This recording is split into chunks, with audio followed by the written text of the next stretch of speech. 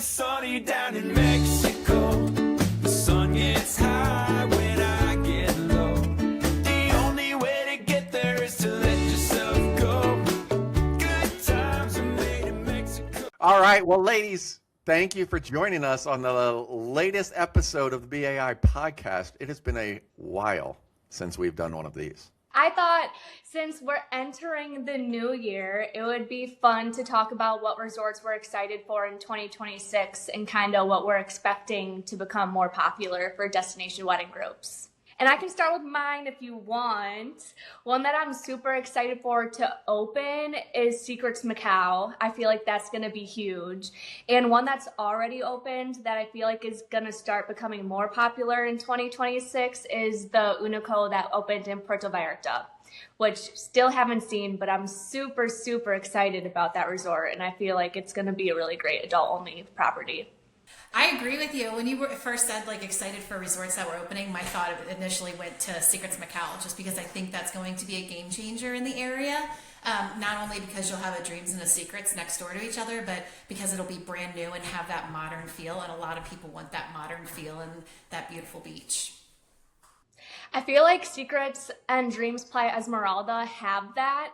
It's just that they're 2 hours from the airport, and that's kind of what's the downfall to, unfortunately, that property. Otherwise, I thought it was a very beautiful property, and that beach club venue I loved. I have high hopes for that property. I really think it can be an awesome place for weddings. The drive up there is beautiful. The resort, the area is beautiful, and I really don't want to discount that one. Although Secrets Macau coming out and having those shared privileges, I think is going to be awesome and much, much closer to the airport. It's going to be the biggest benefit that's going to draw people there over Playa Esmeralda. I don't want to throw Playa Esmeralda out yet. I think they've really done a great job over there. And they have a really nice beach. Stunning. Yeah. The whole drive from the airport, it didn't even feel that long. Going to Playa Esmeralda, I felt like it went pretty fast, but the entire drive, I felt like I was in Costa Rica because it just was so much lush vegetation. It was beautiful. It was a beautiful drive, and I did love how once you were there, it was just so private. You didn't feel like you were going to see people randomly walking on the beach because you're truly not. That's a big selling point, actually. When people are concerned about safety and not wanting locals all over the beach and stuff like that, that's a big one. I feel like I've heard a lot of people say that the drive didn't feel like it was 2 hours long and that it was really pretty too. Was it really 2 hours? I thought it was an hour and a half. I feel like it depended on traffic. I drove in actually during sunset time, and I think it was closer to an hour and a half. But on the way back, I feel like it was closer to 2 hours because I drove back at 10 a.m. No, it's interesting. Now, I know Meaches is not really, there's not a lot of properties up there. So the all-inclusive resort world to them is brand new. I'm wondering, what's your prediction? Do you think, right now there's no vendors on the beaches and that type of thing there because these places are pretty new and a lot of them aren't really full yet. Do you think it's going to turn into what every other destination is, tourist destination, with vendors, constantly walking the beaches? It could, but I think that's probably several years out because I think it's going to take some time just for it to really fill in and people to really see the appeal of doing that drive, especially for destination weddings. I did look it up, and right now, at this moment, it's an hour and a half. So that's at least, you can go with that. Okay, anyways, go ahead, James. I was just going to say, as long as they stay on top, I would really love it if they, they stay on top of things with that. Because, in some, let's face it, in some places we go to, it's a nuisance. And we want to avoid those type of places. And, those are one of those things that ChatGPT doesn't really know about. You only know if you've been there. What would be really cool, though, is if they did something like they do in St. Lucia, where you can take a helicopter ride that will take you to the other side. So even if you're paying for, the helicopter ride, it's a really cool experience. And the transfers are pretty pricey since it is such a long drive. So that would be a really cool draw. That would be amazing. I would love to see that happen. Let's make it happen. We need to get in touch with the right people for that. That absolutely needs to happen. Has there been any talk about that? Lauren, I know you were just at an event down there. Has there been any talk about that? No, I didn't hear anything in particular, but I just think it would be super cool. Majestic Mirage at Costa Mujeres. I was more excited about it, in general, just the resort itself. But with groups, they do after 30 rooms, it gets a little crazy. And then they do have the 4 night minimum still. So I know that that's hard sometimes, but I'd say for like groups of like 60 or less, or if somebody just loves the resort. But anyways, I'm excited about that one, but definitely Secrets Macau for sure. Excited. There's a new ocean property opening up in Costa Mujeres as well. Oh, I did not. I'm all about getting resorts up there. I'm really excited about that one. We all know the issues in the 4 night minimums and those type of things with Majestic. I view it as a comp set to their property. So I'm excited to check it out. One of our colleagues is going there this week actually and checking it out. That's Ocean Allure, right? So the adults only property. Yeah. The only thing that I would change about that is I really want another family friendly property in Costa Mujeres. That's kind of like at that level. That would be amazing. Something worth checking out though.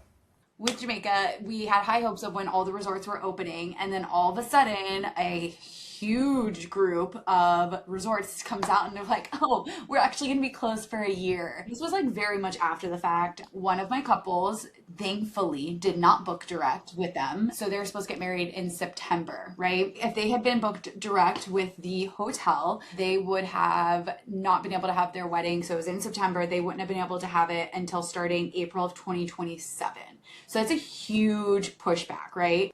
So super heartbreaking. So the way that we do things, in case people are wondering, is travel agents. We book with what are called tour operators, US-based companies. Basically, they're the ones that are like contracted with the resorts. The resorts work hand in hand with them and with us. So we all work together. And because we were booked through a tour operator, they gave us a list of options of like, hey, here's resorts that are willing to first of all, the brand that they were booked through, they would have been able to go to any of that brand in any country, but they did really want to stick to Jamaica. It was like, in their heart, that's where they wanted to go. So then we just kind of started going through the different options, and they found a new resort that they loved. And it is such a simple process now of moving everything for their room block over to the new resort.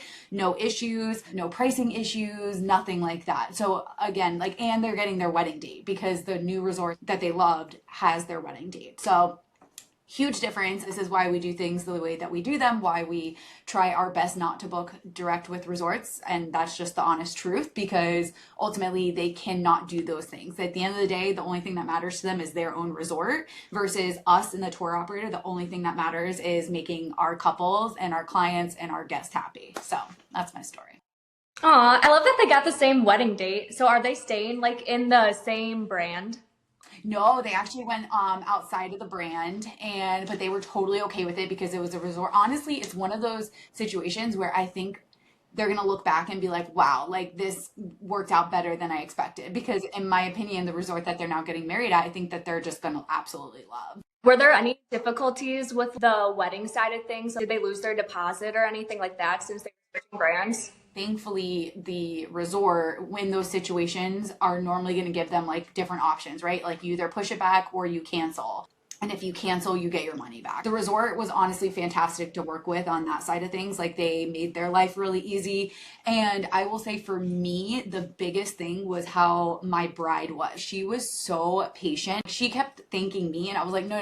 You have no idea how much it means to me that you allowed me to do my part and you trusted me. And I just kept her updated throughout, because people don't realize there are so many moving parts on the back end, and we need you to just let us do our thing. And you guys know, I've been in that position 6 weeks before my wedding. This all happened, totally different situation, but it is hard to be patient. We are emailing and working our butts off on the back end for you every day. So she made my life so much easier. So now we're just kind of waiting on getting everything finalized, but she was able to kind of breathe easy through the holidays at least. I love that. I actually had something similar happen last year, but it was a resort that announced renovations super late. They announced them, and of course it was over the week of the wedding. So we had to move everything over, and they stayed within the same brand, but it was 3 months before wedding date, and we were able to move everything over, thankfully, and they kept the same wedding date and everything. And thankfully they were still the same airline, everything. So nobody had to switch flights or anything like that. But it was just a little hectic at first. Thank God they were working with a travel agent who knew how to do everything on the back end. It's one of those hidden reasons that, using a tour operator can actually be to our advantage, right? Is sometimes people are like, well, why aren't you booking with the hotel directly? Well, this is one of those situations, and these situations don't happen all the time, but when they are, it is nicer to have more options in our back pocket and more tools to work with than dealing with one particular resort who wants to keep that money and doesn't really care about what, your problem is outside of the resort. We haven't had situations. I've heard about situations recently as well from my colleagues that have gone direct and then ended up in an overbooking situation. And, and then the hotel's like, well, I'm sorry, we screwed up. And there's literally nothing the hotel does. They can't get them a room somewhere else. They don't own other resorts. They don't work with other resorts. So the hotel has to say, I'm sorry, there's nothing we can do, period, if you book direct. Whereas if we book with a tour operator, okay, at least we can go with a tour operator and we can use that leverage to help reach out to other resorts and get that customer taken care of. Where if we book it direct, you're on your own, is basically how it is, because that hotel, and let's say operate other hotels nearby and they own other hotels nearby that they can move people to.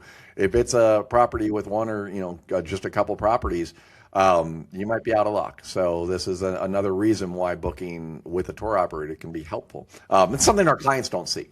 Our clients don't understand that. But to Taylor, it's really been interesting to watch the Jamaica post-hurricane situation. The situation down there is horrific, horrible. There are literally a lot of that island is going to remain without power for probably 8 to 12 months after the hurricane. So it is a bad situation down there. I know they are anxious to get tourism back underway, and I have no doubt it will recover. That's not a concern. This isn't the first time these things have happened. From the hotel standpoint, a lot of them, what they do is they assess the damage, and then they end up using the insurance money to take that opportunity to renovate their property completely. For example, this couple, they're like, I saw the resort. I've seen so many pictures and videos, because they're very understanding of certain situations, but they're like, they're shutting down just to do renovations. And it sucks that you are screwing over so many couples to do that. You know what I mean? And so many guests, and imagine people having like family vacations and just so many different reasons. I get it from a business perspective, but from me having a heart and my emotion side of it, I'm just like, come on. It's a balance. And from their side, they don't get a lot of opportunity to say, you know what? We're going to just shut down the whole place and restart and renovate the entire place. And so on the flip side, when they do reopen, they're going to be fantastic. It'll be completely renovated, because it is hard for properties to renovate throughout while staying open. And that's always the harder route, because you've got to go, building by building or floor by floor or whatever that case is. No, I'm not saying it's right. I'm just saying, there's the reason behind it is they're taking that as the opportunity to go ahead and renovate the whole property. So it will open up much nicer, but it will take a long time to recover. One question I do have is, what about the workers? Maybe rely on tips and obviously their pay. Like, what happens to them? I do not know. Sad. I do not know. I think it's company by company basis. COVID is the only thing I can compare what's happening in Jamaica to now. And COVID was a little different because we didn't know how long things were going to be. So I think companies approached it differently. What happened in Jamaica, now they kind of have an idea of how long things are going to be out and how long renovations are going to take, all that kind of stuff. So I don't know on their end if they've experienced it or approached it any differently. What happened during COVID was it varied by company, and a lot of places laid a lot of people off. And there were some places that, tried to keep people on as long as they could, and to try to provide for their communities in ways that they could, which was great. But they also did so with the idea of, this will be over in 2 weeks, right? This will be over in 4 weeks, right? And it took a bit longer than that. It just varies resort to resort. I think a lot of people are getting laid off right now. That's so sad. So sad. A positive spin on that is that while the island is, was hit really hard, the spirit of the people is still very strong. They're wanting to welcome people back. So our colleagues in CX that have gone down there just to take aid packages, they're taking, because they're going into the local communities that's where the power is not going to be for 8 to 12 months. The resorts, they have power. It's just the local communities, the more rural areas that it's harder for, people to get to for the repairs and everything. But, taking them tarps, taking them all of the different things to help them kind of get back on their feet. But everything that they've shared is just that the people are warm and welcoming and full of hope and ready for people to come back. Can you touch a little bit more on what CX Cares has done and what efforts they've been doing? Yeah. So CX Cares has sent 2 groups of people now down to Jamaica, and they've all taken probably dozens of suitcases at this time, just with all of just general relief stuff. So CX Cares is a nonprofit organization. The focus is really on children and whatnot. We've sponsored an orphanage down there, but they're taking, feminine hygiene products. They're taking water purification tablets. They're taking power banks. They're taking tarps, because a lot of these people have lost their roofs. They're taking clothes. They're taking diapers. They're taking just basic human needs that are just harder to get out to these local communities. And so they've partnered up with one of the DMCs there, Reggae Tours, and Reggae Tours is taking them throughout the island to get to these more remote areas and deliver aid to them. CX obviously being the greater consortia that we're part of, I think it's really important that we try to give back to these communities that really, give us our livelihood, and not just because we're in the industry, but are the hosts to all of these amazing weddings that we do as well. So it's nice that we'll be able to help them as we can, but it's a tough situation out there. But they'll come back. It's just a matter of time. It's frustrating to see the resorts renovating and taking the opportunity to renovate, but when they do come back, they'll come back stronger than ever. Right now, it's engagement season, right? Between Thanksgiving, Christmas, New Year's, Valentine's Day is coming up, all of that. So, people are getting engaged. And a question that I'm seeing a lot and hearing a lot is it too late to plan a destination wedding for 2026? The answer is absolutely not. I mean, I feel like I always get a couple of couples at the beginning of every year where they're like, hey, I want to get married at the end of the year. Or I've even had a couple who I started talking to in January and they got married in April of that same year. So definitely, it's absolutely possible, just kind of managing expectations there with, do you have a specific date in mind? If so, that could be more difficult because obviously the weekend dates go faster.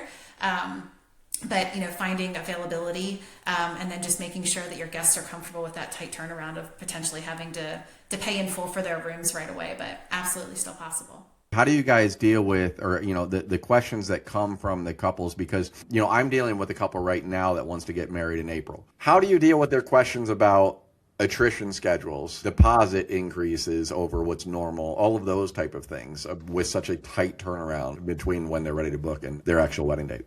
I think you just have to be brutally honest and just say, here's kind of what we're up against.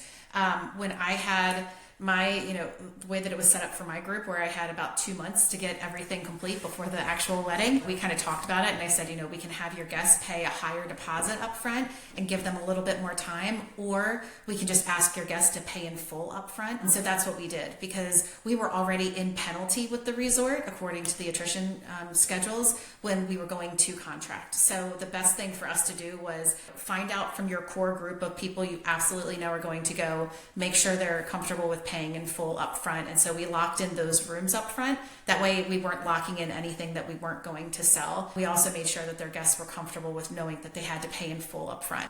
And so that's the kind of the route that we went. The alternative was with not doing a contracted group and instead doing a flex group. But the flex group, the problem with that is that there's no guaranteed rate, there's no guaranteed inventory. And so while it gave their guests a little bit more time, it gave them a lot more uncertainty. And so we had to find that right balance of what was going to work best for them and their guests. And so that's just what worked for them, is just having the guests pay in full up front. And then any additional guests that were kind of on the fence, when they could submit their reservations to us, we kind of, that's when we would reach out to the resort, ask for the room, ask for it at contracted rates. But there was already an understanding there of, hey, we're going to do our best, but we can't guarantee anything.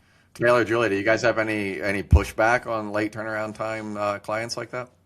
No, I just think it's about setting expectations, knowing that you're going to have to be paying pretty much everything up front, knowing that if your guest do pay everything up front and then they want to cancel, they better have booked travel insurance, because it's going to be crucial at that point. So, but I think it's pretty easy to do. Like, if the wedding date's available, you go ahead, you get that done. Maybe you start immediately with your coordinator getting things done. And then on the room block side of things, it's pretty easy. The deposit might be a little bit higher, like for the wedding side of things. But if everyone's paying up front, I think it's just setting expectations, but it's easy to do.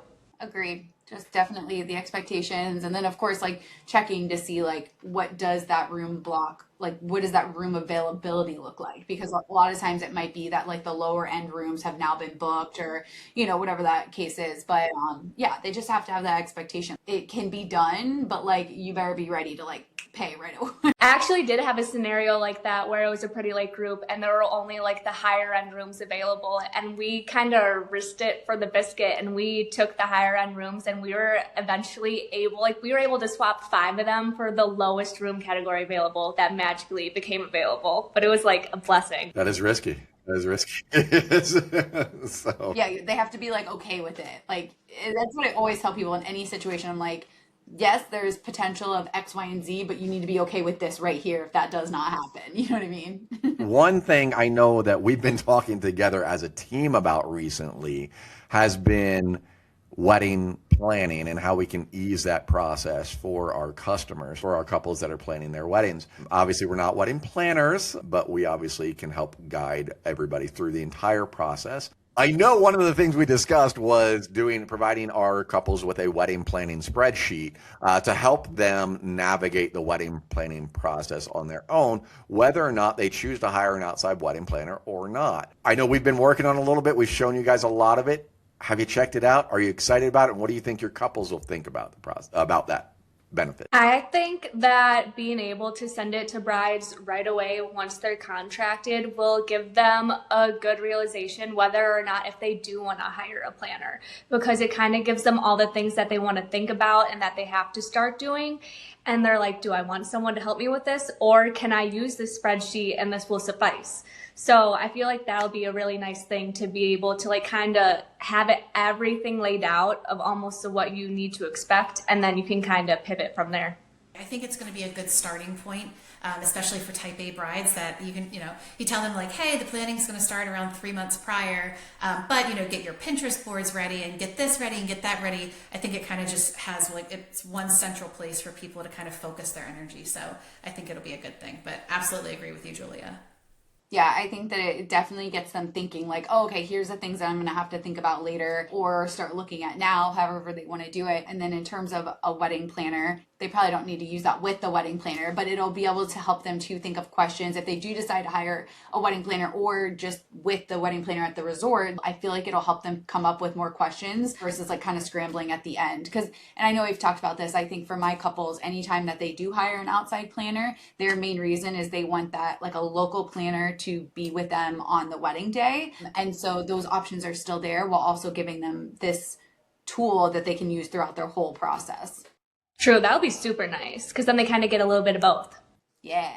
I like the idea of everybody being on the same page with one spreadsheet that has everything you could possibly want to know about the wedding planning in it. It's super cool. It lets you like move names and stuff, and it'll calculate numbers for you. Thank you guys so much for joining us on this latest version of the BAI podcast.